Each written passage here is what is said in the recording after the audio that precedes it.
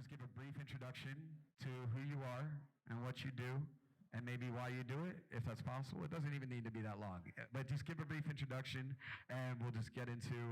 Test. Sound good? That sounds amazing. Okay, hi everyone. My name is SATTOM. I'm a practicing architect and digital artist, focused on virtual architecture and spatial design, based here in LA. Maybe I'll keep it at that for now. What's up, guys? My name is Alan Valentin, aka ORBSEER. I'm a digital artist. I create these things called soul holograms. And yeah, I've been an artist for about my entire life. And I feel like I'm finally hitting my stride, and it's an honor and a pleasure to be here. Thank you, guys.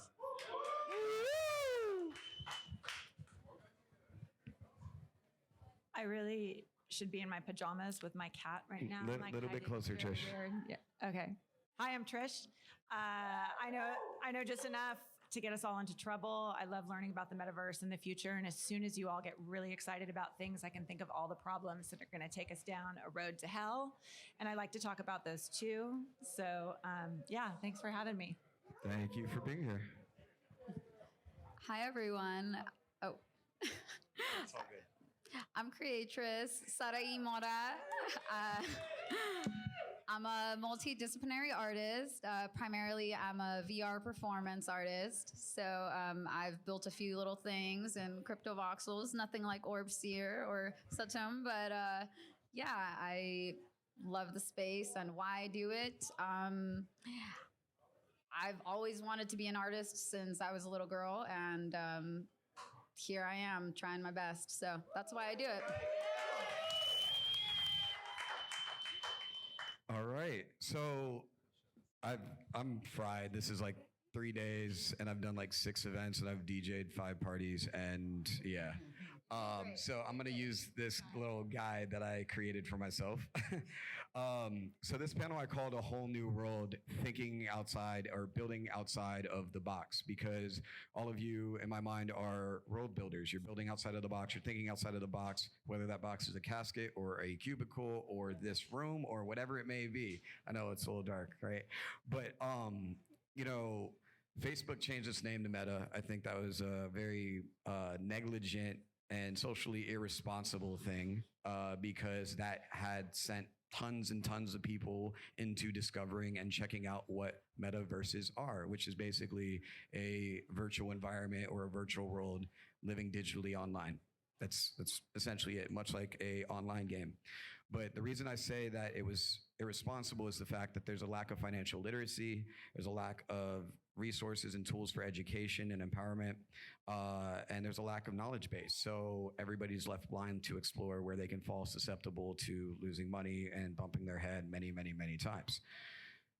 You all being world builders and creators in an untraditional fashion, in the sense that you're creating things that live virtually and forever.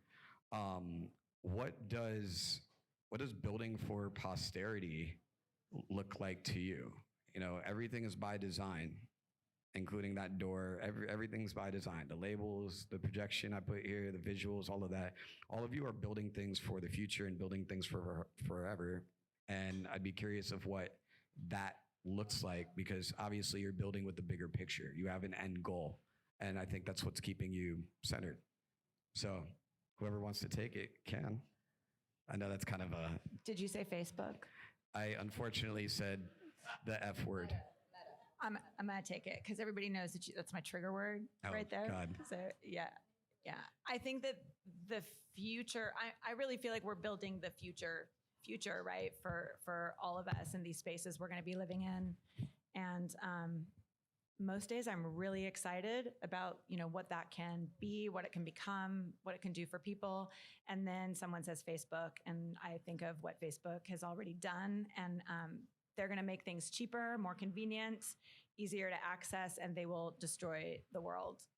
I really do think that. Like, I really do think the environment, maybe Facebook, might be the biggest threat. Zuckerberg, am I being recorded? Tell him, yeah, fuck Zuck. So, yeah, so I'm really concerned about like access. I'm concerned about crypto money being in the hands of the right artists and everybody. Yeah, I really want the money in the hands of the right people, and I want them to have access to tools. But also, I don't want Facebook. So my trigger word. But yeah, that's my thought on that. Fuck Facebook. Or I'm curious of your thoughts on that, because you're making these digital sculptures, but you also have an installation at the top of the U.S. Bank Tower. And I know you definitely are thinking much bigger than anybody in this room combined, with some of the aspirations that you've told me that just make me stop in my tracks and think I need to take more acid and shrooms. But no, but yeah, what does it mean for you? I mean, you're out here building these things that are live installations that are living, and we see them at Art Basel, we saw them at NFT NYC. Now you can see them at the very top floor of the U.S. Bank Tower. Like, what does it look like for you? I mean, I think for me as an artist, the most important thing that I can do on like my mission is to, as I grow as an artist and somewhat a technologist, is to keep the soul intact and also in the reason why I create. Although it's so tech based and so tech heavy, how do I keep the soul in the heart in the art so that people can always connect through that, so it always has substance, you know? Because like, yeah, when you're rendering and you're behind a computer for hours and hours at a time, it can feel like you're just escaping into the digital world. But when people come to the shows, they feel that there's something else behind it. And that's like what I focus most on, is keeping the substance, because I hope that my work is around for, you know, generations, and I hope people look at the stuff I'm working on now and it feels retro. Like that's like that old shit. You know, when holograms are real, they can look back what I was doing and being like, oh, that's where it started, or like that was like one of like the seeds. And but I hope somebody fires up the wall in 50 years and they go, man, this shit looks old school, but there's still something about it, like putting on an old record where it's like it still had like a meaning and a substance to it. And you know, part of my mission is to just kind of like keep laying the seed of technology and soul together. And, you know, when I speak and when I talk about why and what I do at my shows, like I want to like lay that importance of technology and connectedness all growing in tandem together, you know?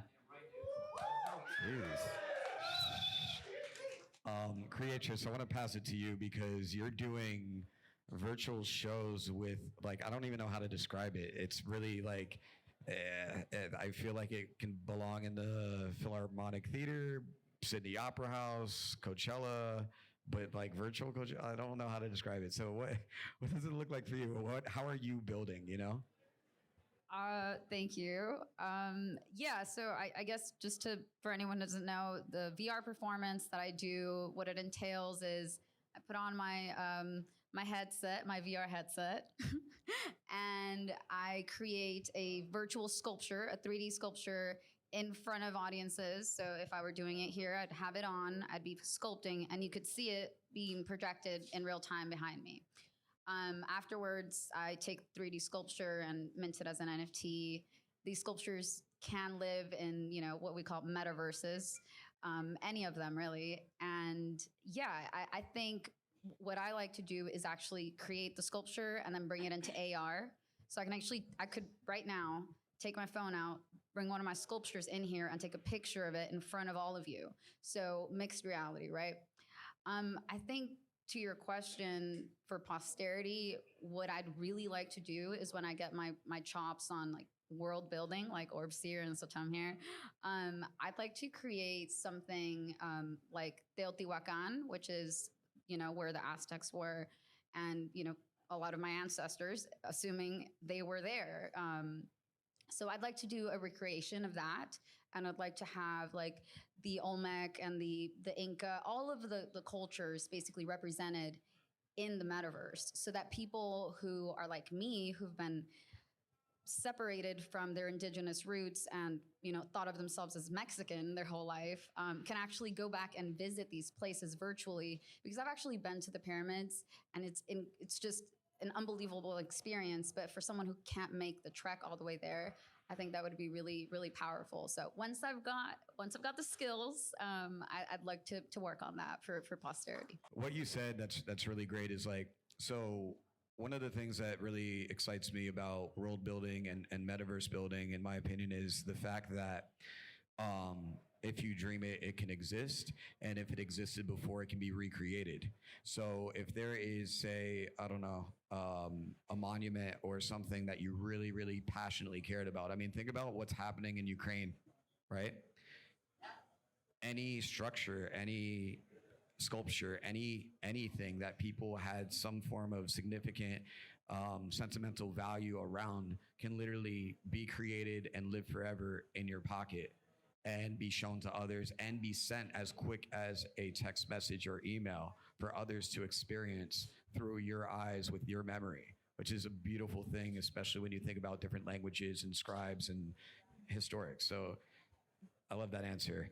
And then SATTOM, I'd love to know your thoughts on it. Well, my journey started as an architect, so I can talk from that point of view.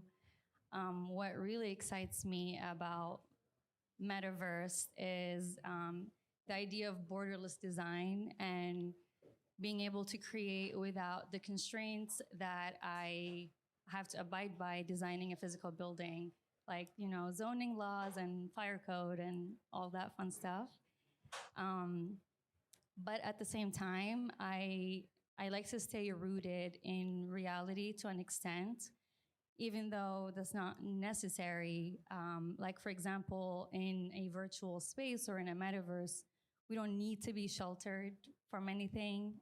We don't need roofs or walls, but I like to still, you know, create buildings as we know them to some extent, because I think psychologically that's just more comforting to be in spaces that are a bit more familiar and see things that you recognize. Because a lot of times when we think of, or I think what at least my parents think of when they think of metaverse or virtual spaces, they think of sci-fi, very futuristic, high-tech spaces, and they're not necessarily so inviting, and they don't bring that sense of calmness that being in a beautifully designed space would bring to a person. So that's kind of what I am trying to offer, is you can have those beautiful experiences in these virtual spaces, and you can have that same sense of calmness.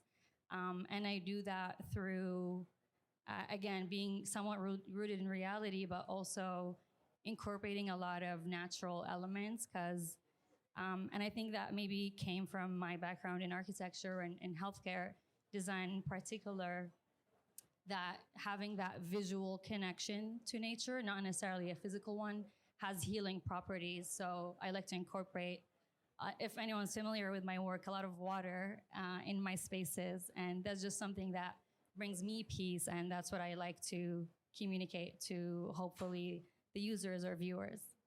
Love that. And I think the beauty in what she just said takes me back to when I was on bed rest, and a lot of places that I couldn't go and things I couldn't do, I only could imagine.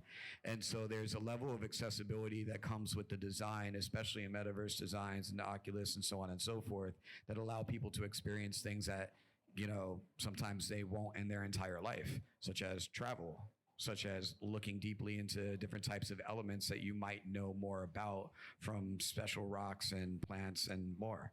So I think that's a beautiful perspective to have on it.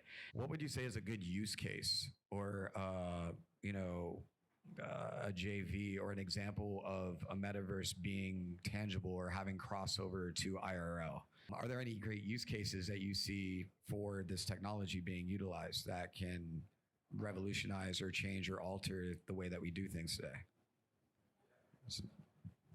For me, I think what interests me the most is mental health and physical health.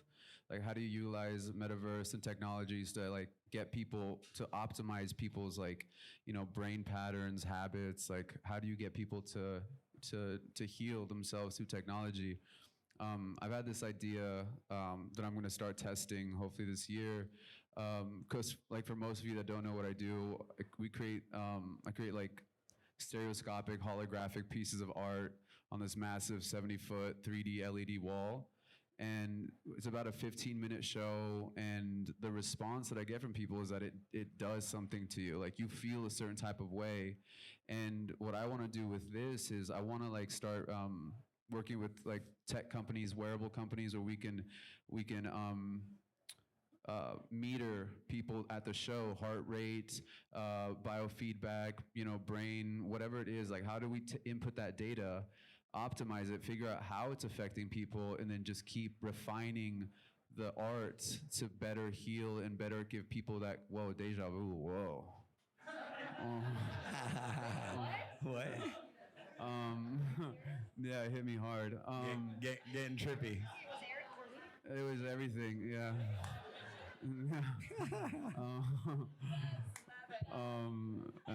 I've been here before. But yeah, how do we track that data and just build upon that? Like, what color, what sound, what key change, like refine the whole process to it becomes very like synthesized, very intentional art piece, and being able to create art from that. Like, I want to be able to take all that data, make something beautiful from that, like, and then mint that, give that to people as like a piece, like a gift of your sovereignty. Like, this is who you were when you came to the show. This is who you were afterwards. This is all what happened to you on a physical level, physiological level, and just like give them some sovereignty on the blockchain as like a gift. Like, this is what this show was for you in this time. And I wanna start like developing that, like the wearable, the tech, because like the art itself is something else. There's like a deep meaning to it, but how do we integrate that with technology to optimize and heal people? That's what interests me the most, is like getting people like leveling people up through art and doing it together in an IRL experience, everyone in person, and then just getting to watch everyone interact afterwards and like feel different, whatever it is, that's one of my major goals in everything I do. Use cases. Yeah. I was thinking of Discord and how much I hate Discord, but we have to live. Yeah, hear me? Yeah, can I hear a hallelujah? It's all the spam bots. And like, how, God, and how we can move into spaces, and a lot of those spaces can replace everything that we do in Discord in a better way. Also, what ORBSEER was saying, like, your work does that to me. That's why I love your work so much. It puts me in that state, and augmented reality does that too. And I can either like love it, it overwhelms me in a really great way, or I feel like I'm tripping and stepping on Legos and I fucking hate it more than anything. So, yeah, my train of thought went off after that. But we were talking about crypto voxels, and also why, I'm gonna ask you the question, why buy plots of land that you can resell? Like, if you're limited by nothing but your imagination, and now we're creating a world where affordable housing is an issue, that shit bothers me. Yeah. Facts. That, but then also kids from all over can like travel to places and see things. Someone who's disabled can walk around Coachella, and have this same experience at the exact same time that everybody else is having. So I'm kind of, I'm mixed. I'm very excited, very skeptical. I think we could be fucked, but let's hope we're not. So redlining and gentrification in the metaverse is absolutely a thing. People are buying up plots of land and preventing other people from other communities to buy land in certain places, and they are creating their own little fashion districts and luxury houses and so on and so forth. You can get a plot next to Snoop Dogg's place, or you can get a plot in Skid Row. It's really actually sad, disappointing, and not surprising. But you leave people to these tools, and you see what they can do with them. And I'd like to hope that people understand that even buying property in a metaverse to build upon, or whatever it may be, is still building castles on somebody else's sand, like Sandbox.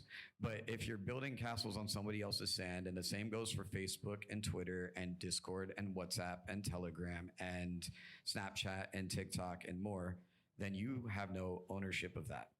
If all of those social media platforms die tomorrow, how would you get a hold of people? How many numbers do you have memorized in your head outside of your parents or maybe children or family, right? So we need to get out of this idea, and I think the blockchain and Web3 world really is they really understand self-sovereignty and ownership and identity. You know, it's not so much about anonymity and moving in shadows and being shady. It's about ownership and reclaiming that. And that's why the music industry is about to get woken the fuck up because of smart contracts and being able to automatically pay people in a transparent way that is seen on the blockchain. And if all of us make a record together and I put 10% into disability, you put 10% into women's empowerment, you put 10% into animals, you put 10% into ending world hunger, you put 10% into ADA or however it is, and our record sells, that split is already put into those different things. And it's visible for everyone to see, so you can't deny that you're not about what you say. And that's a beautiful thing that's undeniable that we're seeing more and more. So I think what's really, really amazing on the metaverse side, and when I go back to use cases, is think about these houses slash compounds slash, you know, you are all creators. If all 5 of us had a plot of land in Decentraland or Crypto Voxels or Sandbox or whatever, and we designed our own little corridors or courts, we could use these spaces for education. We could use these spaces for fundraising. We could use these spaces to highlight tons of different artists and do a rev share with those artists and have that gallery open 24 hours a day, 7 days a week, visible all over the world at no cost. We can do competitions and let people lease it out. There's a lot we can do. And so I guess chewing on it a bit and passing it around and kicking the tires is how we do it. So yeah, I just wanted to comment on that. I feel like we are at this point where in these metaverses, there is some type of redlining, like everyone was saying, but it is because there isn't as many platforms just yet. And I think ideally we're working towards an open source, interoperable ecosystem, which maybe that word is overused, but it would be an ecosystem where it's a various connected virtual spaces that people can co-create with each other, and it's not monopolized by a few forces or, you know, controlled by one big company. And that's what we're seeing right now. And I think it's inevitable at the beginning stages of any technology, really. But I think because there is this mindset of decentralization in this space, we have a better chance of it because it's already a thing that people are talking about at this point in the game. I just wanted to talk about maybe not, I'll touch on a use case, but I just want to talk about like a solution, I think, that keeps coming up in my head as we talk about this affordable housing and the metaverse and all that. Like, I actually lived in affordable housing when I was a teenager, so this is something I think about often. And I don't own a plot in Crypto Voxels, by the way. Don't count me in there. If anyone has one they want to share with me, let me know. But I think one solution that the owners of all these metaverses can do to help is to set aside 5%, 10% of their land and actually gift it or give it as grants to BIPOC, women, whoever is underrepresented and cannot afford to have a plot of land where they can put up a gallery, and then they can actually, you know, highlight women, people of color, like all of the people that are not represented and that are not making millions yet. They could be shown in these spaces if the owners of these metaverse companies would just set aside a percentage. So that's a solution I just want to throw out. But also a use case, which directly kind of affects me. My grandfather has dementia, and you know, I know a few other people who have grandparents with that same thing. And so I think, you know, if there was an app created specifically for people that are in nursing homes or that have these different, you know, ailments, I think that would be really, really cool because there's nothing really specifically for that. There are meditation apps. There's, you know, I've been to meditation events in alt space where someone's actually leading a guided meditation. but something specific for people who are in nursing homes, or like you said, you were in bed, you couldn't leave. Like if there's something engaging that would make you feel better on any level, honestly, whether it's a meditation or it's like an empowerment thing, whatever it is, I think there's just a lot to explore there. You know, you have kids building in Roblox making six figures. You have kids in Roblox under 18 making six figures. Digital Legos, you know? I think the greatest, digital Legos, I think the greatest part about what's happening right now that really makes it revolutionary and a digital renaissance is the fact that there is no floor, there is no ceiling, there are no walls, literally. And everybody's knowledge base is around the same, and it's really reliant on how much we want to educate ourselves on it. But this is stuff that if you learn it now, and I'm telling you from somebody that saw and hosted rooms with a couple hundred people all hooting and hollering with their bored apes as their avatar pics when we launched that. And same thing with OniForce and a bunch of other projects. To see people go from $260 to getting airdropped $100,000 each and then up and away. Same thing in these metaverse spaces with the people that get in first. And that's also why it's necessity that we make it fair and equitable. And that's going to require diverse, accessible spaces like this, as opposed to $4,000 a ticket or $400 a ticket, other things, in order to get what you need to go off and build and to learn solidity and to learn smart contracts and to learn these things that are the tools of the trade that we'll use to get paid. So, what would you say you're most excited about in terms of the Web3 world or the Web3 toolbox? I know I'm asking good questions that take more than a second to think about. I'll tell you one that's mine to maybe, I guess, kick it off, right? I'm excited of being able to create projects that redistribute wealth, that can create generational wealth, that is publicly visible with templates that can be followed by anybody from any walk of life and can be done by anybody regardless of their color, creed, size, or stature, age, and more. We've never been in a moment like this ever. Information and finance are moving at the speed of light. Stock market starts and stops. Crypto market does not. So that leads to why we have the mental health necessity of taking care of that, the self-care, the taking time, the taking breaks, because it's always on. So I'm excited mostly about the opportunity to fix a lot of wealth inequality worldwide and gender wage gaps and other things of that nature, but also seeing people in third world countries where $1 American is 1,000 or more, and they're using the same tools as us and getting 10x or 100x results. And that's inspiring to me. Building projects that have real world effect, really effectively, really cleanly, but also aesthetically beautiful. That's what I'm excited about. Like, I have this project that I want to build like a 50, 60 foot 3D screen. And I want to have like artists come and jam in front of it, like do little live sessions. And behind you, you see this giant like hero tree, like a badass tree growing behind you all in real time. And then that gets auctioned off and it gets sent. And all that money goes to reforesting pieces of land or buying land for community gardens, you know, because like once you build the initial system, any artist, the biggest artist can come and jam and play with our dope system.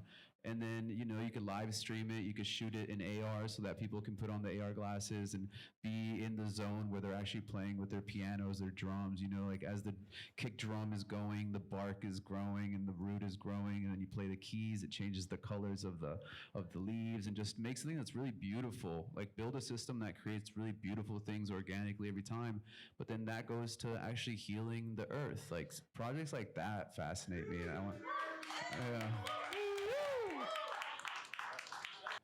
Like changing the world in a really dope, good-looking, fun way. We'll fuck with it.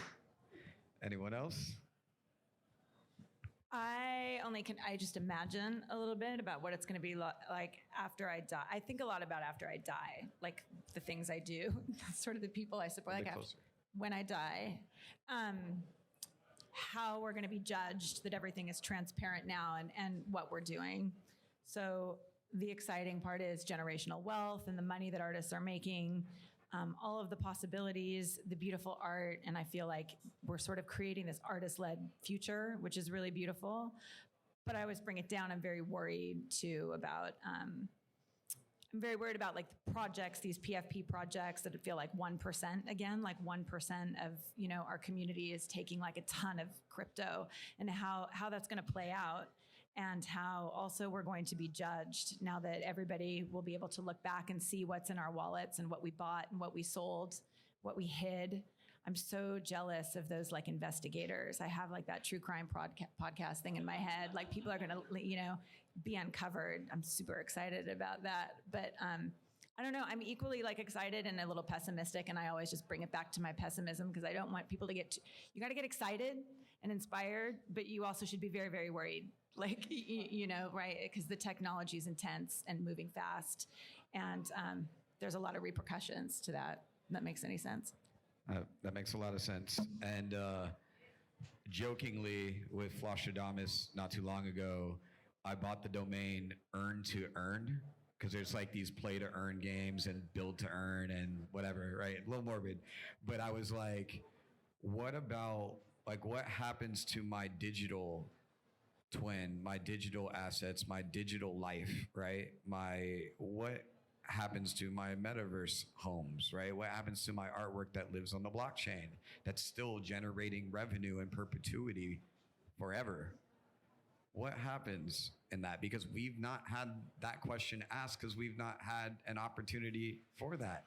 Is that thinking too far ahead? You can't share your seed phrase with your kids, and so you're going to die, and they're not going to be able to access it. Like we've talked about this in rooms before. Like it's a problem. Like people need to be you're going to die. Everybody's going to die. We're all going to die. No. You know. I know. Like you should be paying attention to that. Yeah. Like I don't know the answer to that, but it's a good question. Well, so the key is your original seed phrase was your social security number. Think about it like that. And so I think more than anything, that is why we're going to need people with multi-sig and custodial signature type situations for our digital assets. If I have a couple $1 million in Bitcoin or Ethereum or Dogecoin, if it ever, like whatever, I need other people to be able to access that. And I can tell you off firsthand times where I've been stranded and ATM won't give me money. The banks are closed. I'm calling security and fraud department and more, and I am stranded. But off to the rescue comes Ethereum and Bitcoin and the Bitcoin ATM at the convenience store that can't explain what an NFT or cryptocurrency is, but has one to make money on it. It saved my ass being able to convert that and send it to somebody that accepted it in seconds without having to go through a clearinghouse or any form of obstruction or adversity. And that shit is powerful. And that's why this is powerful shit. That's why it's important. I know I said it twice. Seeing if you're listening. Is that a theoretical scenario or that happened? No, that happened. That happened at Art Basel this last year. And luckily there's so many people in Miami and they have the Miami coin and Mayor Suarez is backing it as well. That happened there. I mean, I could call friends, but it's like even yesterday, because of all of the events that I've just done, right? And all the payouts that I've done, bar staff, door staff, security, sound, DJs, speakers, et cetera, my Venmo, my Zelle, my Cash App, my PayPal, all at their limits on transactions outbound. Wow. And I don't have that much cash to pay for XYZ ABC, who, if they are not paid in full upfront, will not perform or show up, or the venue that's not going to hold it on good faith. So places that can accept cryptocurrency and are willing to see the upside and the downside and ride the wave, you know, convenience stores that it's almost like the cash only policy, you know, that's a form of obstruction and adversity, or card only. It's the same thing, you know, we shouldn't have to be reliant on these ancient rules and systems that are in order to survive and succeed today. And that's also why I keep going back to the music industry model, but even in film and television with NFTs, it's going to be revolutionary in the fact that every grip and stagehand and AD and extra, and even if the caterer wants to get right into it, everybody's going to get paid. And it's going to be transparent and it's going to be indisputable because it's immutable on the blockchain. And that's a beautiful thing. So I agree with all of that, especially your first answer about, and I think that's what attracts a lot of us to the space, is the redistribution of resources and wealth. But on top of all of that, what I'm super excited about, which Trish, you're saying we're all gonna die, that my great great great grandchildren would be able to see my minted work. How cool is that? Like now we can't even, I mean, you're lucky if you can find a picture, right, of beyond just your grandparents or great grandparents, but the fact that this technology would allow us to see our ancestors' work just that lives on the blockchain forever is something that is super cool to me. yeah, no, I really love that idea, especially knowing like my ex-girlfriend only had like 1 or 2 photos of her family from when they came over to America, and it was very difficult even for my mom under the age of 18 to have any photos of herself. So the few that I have, like, they mean the world to me. And if I can have them forever and know that if a wallet gets stolen or a fire happens or whatever, that's always there. It can't be unplugged. The platform can't be destroyed. It can't be merger, acquisition, rename, rebrand, change the buttons around. And that's really incredible. And how cool would it be if there was a vault where you can keep everything would be minted, but it's in a vault where you give, you have a family secret, or it's a secret code that just runs through the family that everyone in the family gets to see, but not everyone else. Yeah. So you just said another use case, and I think that's a matter of the flexibility of the utilities attached to NFTs and blockchain and crypto is literally endless. You can bake this stuff into a music video. You can literally put it as a seed phrase tattooed on the leg inside of a short clip that is for sale. And for the people that find that Easter egg, boom, now they just discovered all of this additional stuff. I'm giving away gems. If anybody's writing this stuff down, like, just give me 10% or 1 point, whatever. But in the sense of like galleries and museums and places of that nature, like back in February of 2020, when I was hosting rooms for people like Don Diablo and Doja Cat and Shepard Fairey and more, we were always trying to have the artist create at least one for themselves, one to share, and one to sell. And the one that they would share, we would ask if they would make a duplicate of it and throw it into a community chest, which then was a treasure chest or time capsule. So for all the rooms that we hosted, every artist donating work, we were building out this Unreal Engine museum that you could be in a boat, you could be in a car, you could be on a bike, you could fly. All the walls are white. You can make it as high and as long and as robust and as unique as you want. You could have street art over here and walls of graffiti from the 7th Letter Graffiti crew. You can remake 5 points. And then over on the other side, you have high-end contemporary work. You've got pop artists. You've got all of it. And you get to decide when you want to give the keys and who you want to give the keys to of that museum, how accessible you want to make it. And that's a metaverse experience in itself. So I'm excited about seeing where people's imagination really goes once they understand it, because not enough people understand it yet, which is why we're here, which is why I behoove all of you to take the time, effort, and energy to just dig a little bit and explore a little bit and see what's out there. You reminded me of something I think about all the time, which is data. We're so protective of our data, and we don't, we should own our data for sure. But I want people to hold on to their data and collect all of it, like turn on your location services, because I just feel like my imagination is 2 generations after you die, that data can be unlocked and be public for the use of study, or you can leave it behind to your family and they can kind of like seeing art, they can walk in your shoes, literally, do you know? So through like moments in history or places or locations or like, and with, I don't know, I find that super fascinating. And I'm a data hoarder. I think everybody should hoard their data. I mean, it is about identity, right? Your data is important, and when it gets stale and expired, it's less and less important. But that's how they sell you things. That's how they retarget and market. That's how these social media platforms and their algorithms work. You can get into, they used to bring people together, and then they overbuilt product because it was profit over people, and now they push people away. And we can't stand it. There's too many ads, there's too much bullshit. And that's why, again, the human connection is stronger than anything and the most important. And that's why new friendship tech. That's why I say leave it 2 generations after you die. So anything embarrassing that you have, you know, nobody who knew you ever knows that data. But to study it, like what we're doing right now and that huge amount of data, they would be able to solve problems, societal problems, social problems, psychological problems, really, like they would be able to see what we did wrong so they can do it better. I just think that data could be really useful in the future. We should maybe think about donating it like we donate organs, you know? I don't know.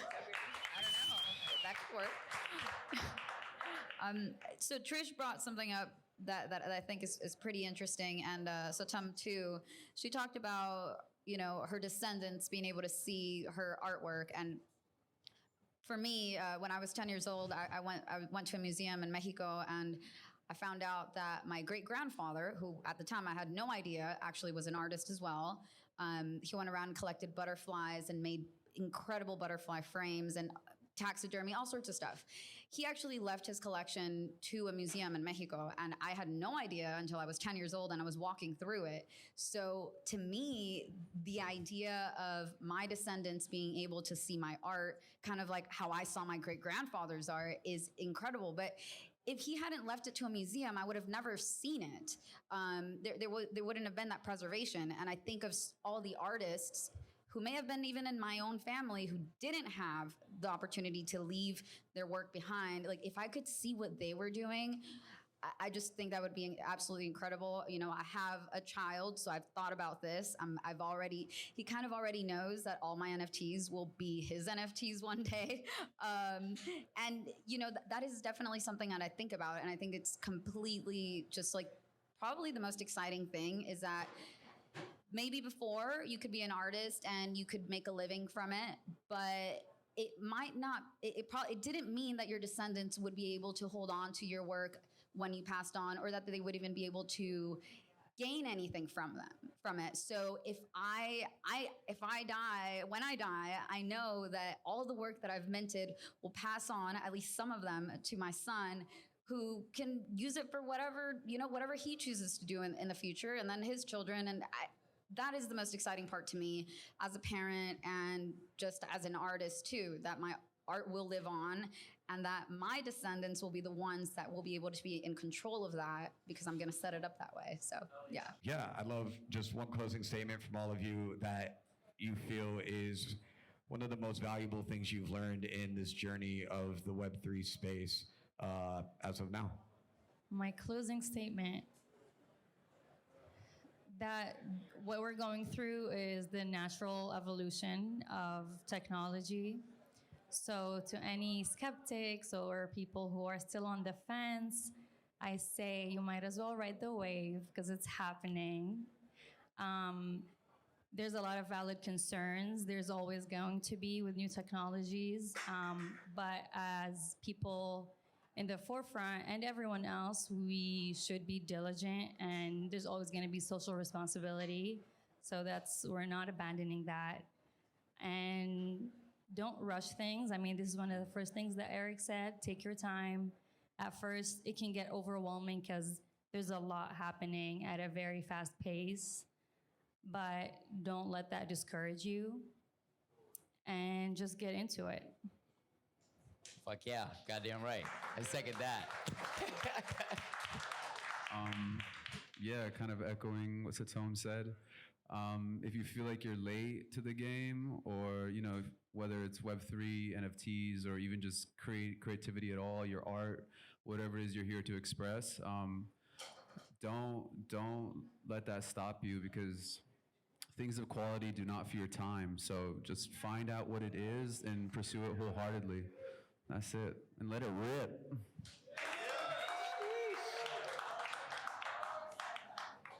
You're gonna die. I'm kidding. You're gonna die.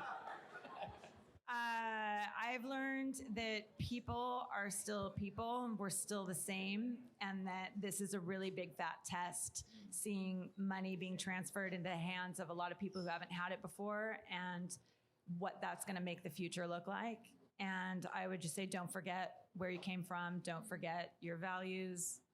There's enough here for everyone, but that doesn't mean there's going to be enough for everyone unless we make that be. So if you can afford to not participate in projects or land grabs or CREATRESS. I don't want you not to use Oculus. If it's like making your art and you're selling it, I do, but also you have time to resist it and maybe get the Apple one because fuck Zuckerberg. I need a new headset, y'all. But I don't judge. I give you shit a lot, but I don't. I know there's maybe a used one, a hacked one. I don't know. But don't forget where you came from, and try and really make this different, because it's an opportunity. And also, you're gonna die. I don't know how to follow that up, but yes, I think I'll start with what Trish said. Is we are gonna die, and as much as it is very morbid, I think it helps to remember that, memento mori. That is an art term, right? So I think what I've learned is that we are at the intersection of art, technology, and economics, and if we do the right things, each of us individually, I think collectively, will make a change. So what I've learned is look at your wallets, look at your collections, see what you are supporting, because you might think you're supporting women, you might think you're supporting BIPOC, but you might not actually be when you actually take a hard look at what you're spending your money on. So that's what I've learned, to assess, reassess, and redirect, so that what we actually are talking about, decentralization and sending, making sure everybody gets a piece, like Trish said, that starts with us individually.